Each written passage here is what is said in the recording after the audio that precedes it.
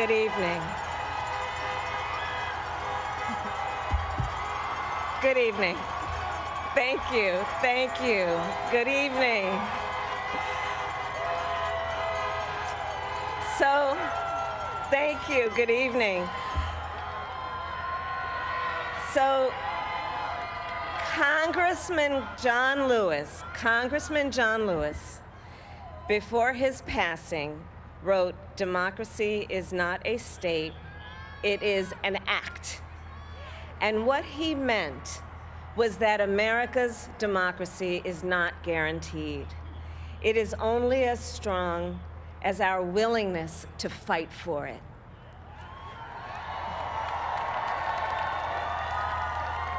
To guard it and never take it for granted.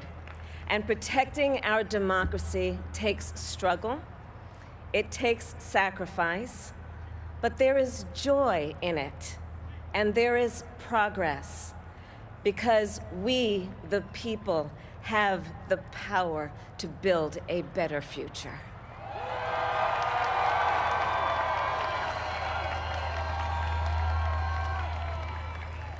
And when our very democracy was on the ballot in this election, with the very soul of America at stake, and the world watching, you ushered in a new day for America.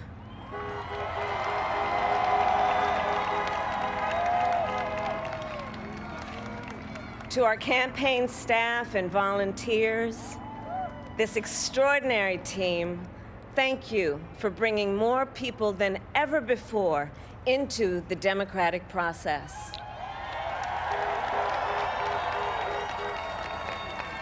And for making this victory possible. To the poll workers and election officials across our country who have worked tirelessly to make sure every vote is counted, our nation owes you a debt of gratitude.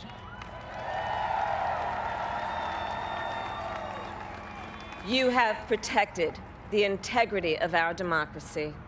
And to the American people who make up our beautiful country, thank you for turning out in record numbers to make your voices heard.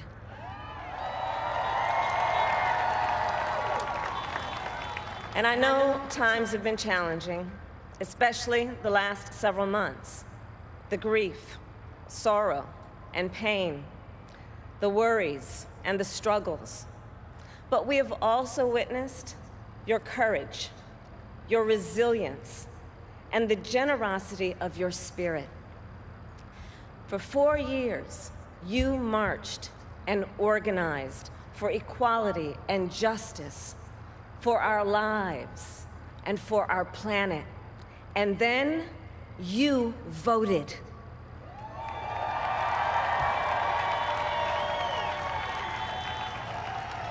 And you delivered a clear message. You chose hope and unity, decency, science, and yes, truth.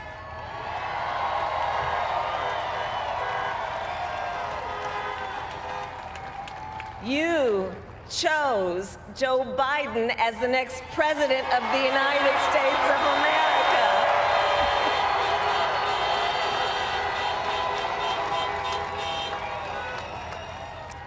And Joe is a healer, a uniter, a tested and steady hand, a person whose own experience of loss gives him a sense of purpose that will help us as a nation reclaim our own sense of purpose, and a man with a big heart who loves with abandon. It's his love for Jill, who will be an incredible First Lady.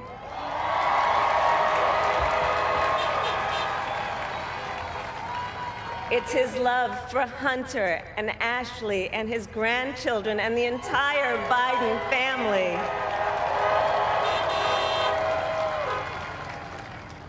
And while I first knew Joe as vice president, I really got to know him as the father who loved Beau, my dear friend who we remember here today.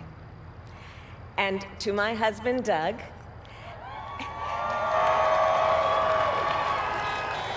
and our children, Cole and Ella, and my sister, Maya, and our whole family. I love y'all more than I can ever express.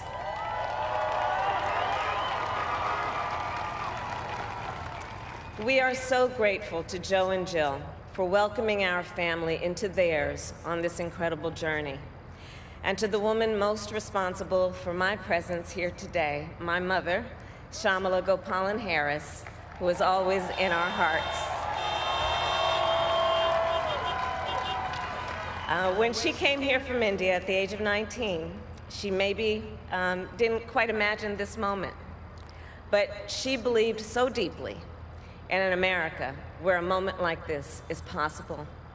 And so I am thinking about her and about the generations of women, Black women,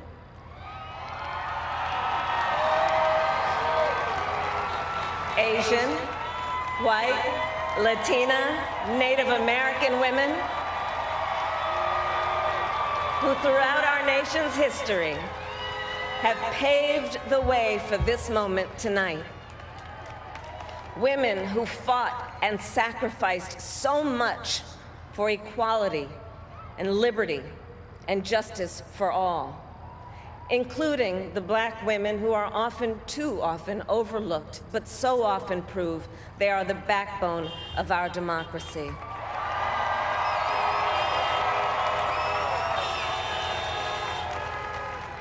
All the women who have worked to secure and protect the right to vote for over a century, 100 years ago with the 19th Amendment, 55 years ago with the Voting Rights Act, and now in 2020 with a new generation of women in our country who cast their ballots and continued the fight for their fundamental right to vote and be heard.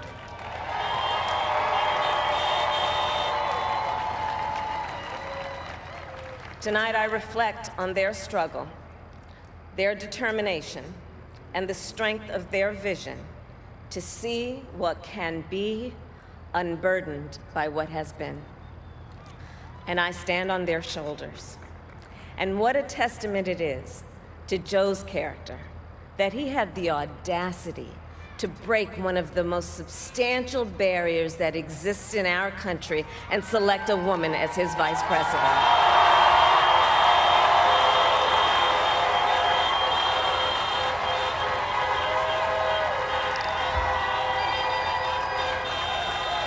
But while I may be the first woman in this office, I will not be the last.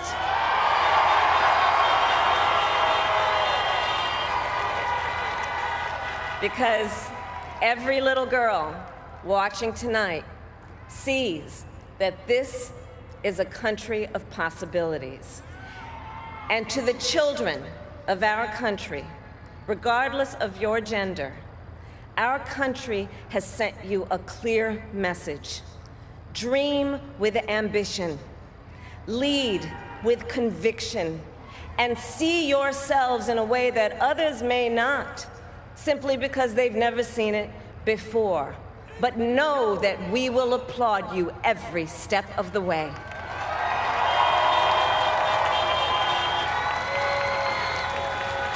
And to the American people, no matter who you voted for, I will strive to be a vice president, like Joe was to President Obama, loyal, honest, and prepared, waking up every day thinking of you and your family.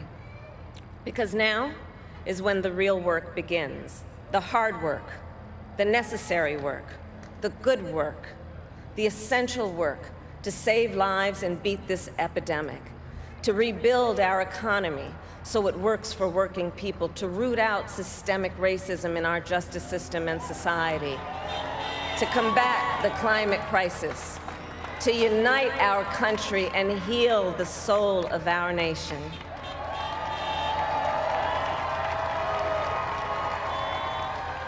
And the road ahead will not be easy, but America is ready.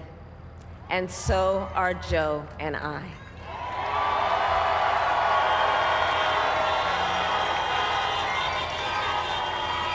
We have elected a president who represents the best in us, a leader the world will respect and our children will look up to, a commander-in-chief who will respect our troops and keep our country safe, and a president for all Americans.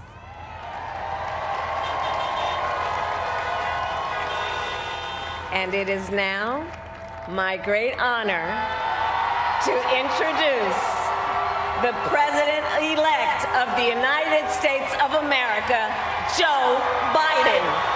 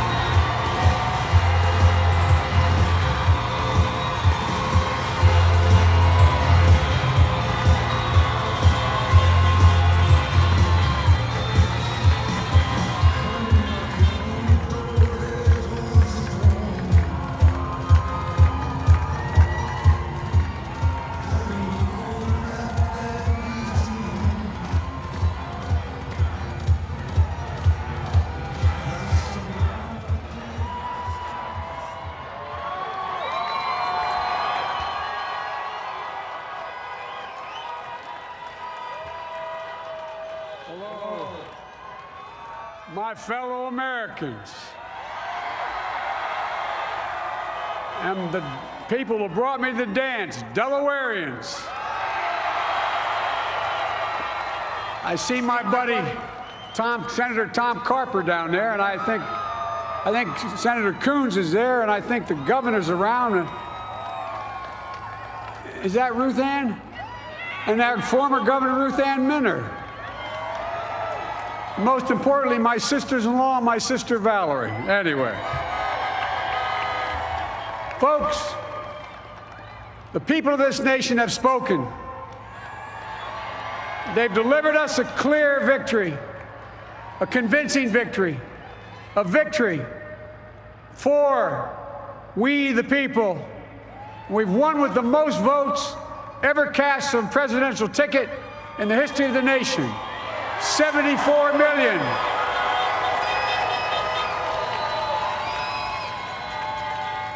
What I must admit has surprised me.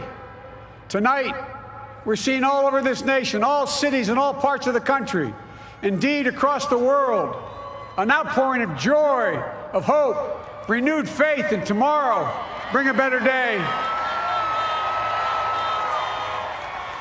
And I'm humbled by the trust and confidence you've placed in me. I pledge to be a president who seeks not to divide, but unify, who doesn't see red states and blue states, only sees the United States. And work with all my heart, with the confidence of the whole people, to win the confidence of all of you. And for that is what America, I believe, is about. It's about people. And that's what our administration will be all about. I sought this office to restore the soul of America, to rebuild the backbone of this nation, the middle class, and to make America respected around the world again, and to unite us here at home. It's the honor of my lifetime that so many millions of Americans have voted for that vision. And now, the work of making that vision is real. It's a task, the task of our time. Folks, as I said many times before, I'm Jill's husband. And I would not be here without her love and tireless support of Jill and my son Hunter and Ashley, my daughter, and all our grandchildren and their spouses and all our family. They're my heart. Jill's a mom, a military mom, an educator. And she has dedicated her life to education. But teaching isn't just what she does, It's who she is. For American educators, this is a great day for y'all.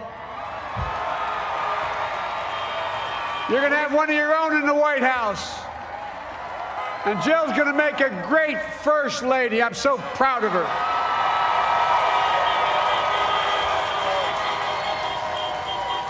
And I'll have the honor of serving with the fantastic Vice President who you just heard from, Kamala Harris, who makes history as the first woman, first black woman, the first woman from South Asian descent, the first daughter of an immigrant ever elected in this country. Don't tell me it's not possible in the United States. It's long overdue. And we're reminded tonight of those who fought so hard for so many years to make this happen. But once again, America's bent the arc of the moral universe more toward justice. Kamala, Doug, like it or not, your family, you become an honorary Biden, there's no way out. All those of you who volunteered and worked the polls in the middle of this pandemic, local elected officials, you deserve a special thanks from the entire nation. And to my campaign team and all the volunteers and all who gave so much of themselves to make this moment possible, I owe you. I owe you. I owe you everything. And to all those who supported us, I'm proud of the campaign we built and ran. I'm proud of the coalition we put together, the broadest and most diverse coalition in history. Democrats, Republicans, independents, progressives, moderates, conservatives, young, old, urban, suburban, rural, gay, straight, transgender, white, Latino, Asian, Native American. I mean it, especially for those moments, and especially for those moments when this campaign was at its lowest ebb. The African-American community stood up again for me. You've always had my back, and I'll have yours. I said at the outset, I wanted to represent this campaign to represent and look like America. We've done that. Now that's what I want the administration to look like and act like. For all those of you who voted for President Trump, I understand the disappointment tonight. I've lost a couple times myself, but now let's give each other a chance. It's time to put away the harsh rhetoric, lower the temperature, see each other again, listen to each other again. And to make progress, we have to stop treating our opponents as our enemies. They are not our enemies. They are Americans. They're Americans. The Bible tells us, to everything there is a season, a time to build, a time to reap and a time to sow, and a time to heal. This is the time to heal in America.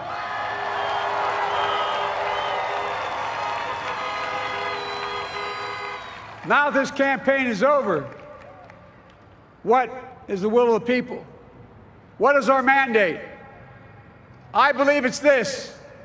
Americans have called upon us to marshal the forces of decency, the forces of fairness, to marshal the forces of science and the forces of hope in the great battles of our time.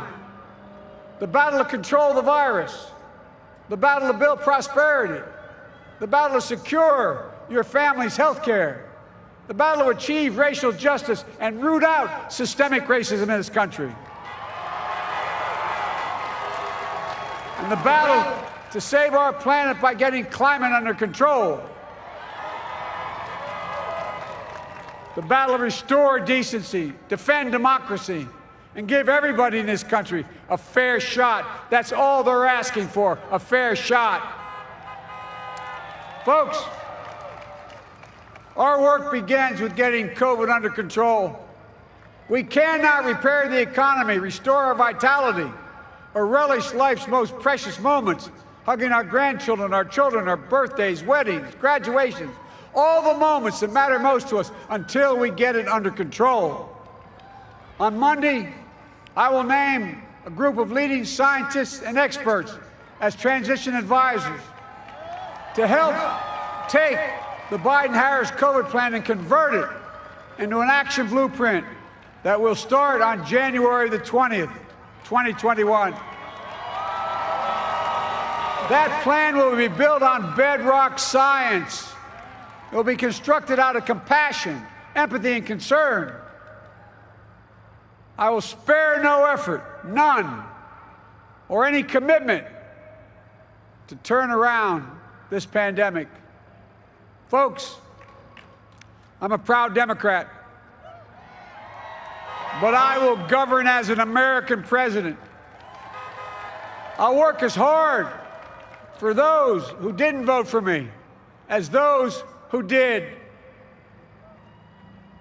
Let this grim era of demonization in America begin to end here and now.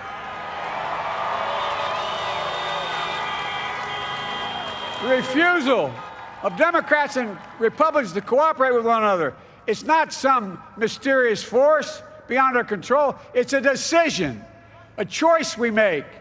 And if we can decide not to cooperate, then we can decide to cooperate. And I believe that this is part of the mandate given to us from the American people. They want us to cooperate in their interest. And that's the choice I'll make. And I'll call on Congress, Democrats and Republicans alike, to make that choice with me. The American story is about slow yet steadily widening the opportunities in America. And make no mistake, too many dreams have been deferred for too long. We must make the promise of the country real for everybody, no matter their race, their ethnicity, their faith, their identity, or their disability. Folks, America has always been shaped by inflection points, by moments in time where we've made hard decisions about who we are and what we want to be. Lincoln in 1860, coming to save the Union. FDR in 1932, promising a beleaguered country a new deal. JFK in 1960, pledging a new frontier. And 12 years ago, when Barack Obama made history, he told us, yes, we can. Well, folks, we stand at an inflection point. We have an opportunity to defeat despair, to build a nation of prosperity and purpose. We can do it. I know we can. I've long talked about the battle for the soul of America. We must restore the soul of America. Our nation is shaped by the constant battle between our better angels and our darkest impulses. And what presidents say in this battle matters. It's time for our better angels to prevail. Tonight, the whole world is watching America. And I believe at our best, America is a beacon for the globe. We will lead not only by the example of our power, but by the power of our example. I've always believed, many of you heard me say it, I've always believed we can define America in one word: possibilities. That, in America, everyone should be given an opportunity to go as far as their dreams and God-given ability will take them. You see, I believe in the possibilities of this country. We're always looking ahead to an America that's freer and more just, ahead to an America that creates jobs with dignity and respect, ahead of America that cures diseases like cancer and Alzheimer's, ahead to an America that never leaves anyone behind, ahead of America that never gives up, never gives in. This is a great nation. It's always been a bad bet to bet against America. We're a good people. This is the United States of America, and there's never been anything we've been not able to do when we've done it together. Folks, in the last days of the campaign, I began thinking about a hymn that means a lot to me and my family, particularly my deceased son, Bo. It captures the faith that sustains me and which I believe sustains America. And I hope it can provide some comfort and solace to 230,000 Americans who've lost a loved one to this terrible virus this year. My heart goes out to each and every one of you. Hopefully this hymn gives you solace as well. And it goes like this.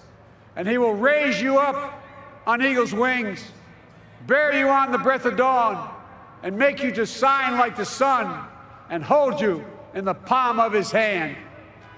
And now together, on eagle's wings, we embark on the work that God and history have called upon us to do, with full hearts and steady hands, with faith in America and in each other, with love of country, a thirst for justice. Let us be the nation that we know we can be, a nation united, a nation strengthened, a nation healed. The United States of America, ladies and gentlemen, there's never been anything we've tried we've not been able to do. So remember, as my grandpapa, our grandpapa used to say when I walked out of his home when I was a kid up in Scranton, he said, "Joey, keep the faith." And our grandmother, when she was alive, she yelled, "No, Joey, spread it. Spread the faith. God love you all. May God bless America, and may God protect our troops." Thank you, thank you, thank you.